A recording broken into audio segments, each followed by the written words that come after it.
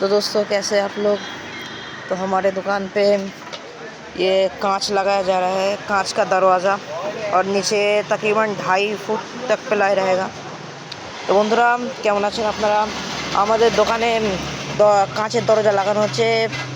এই কাঁচ আছে আর মোটামুটি 2.5 ফুটের মতো এই প্লাই। এখানে কাজ চলছে, প্রায় শেষের পথে। काम तकरीबन ख़त्म हो गया है। उधर लॉक लगा हुआ है यहाँ पे। आज काम चल रहा है इसलिए ये सब चीज़ें सब बाहर रखी हुई है, नहीं तो सब अंदर ही रहता था।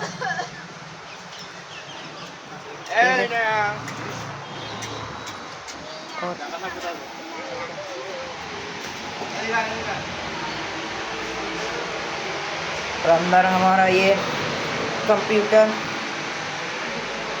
और ये प्रिंटर अभी है।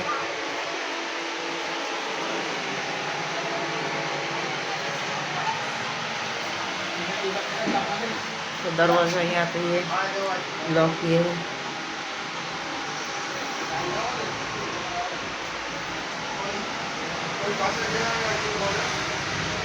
ऐसे ऐसे ओपन नहीं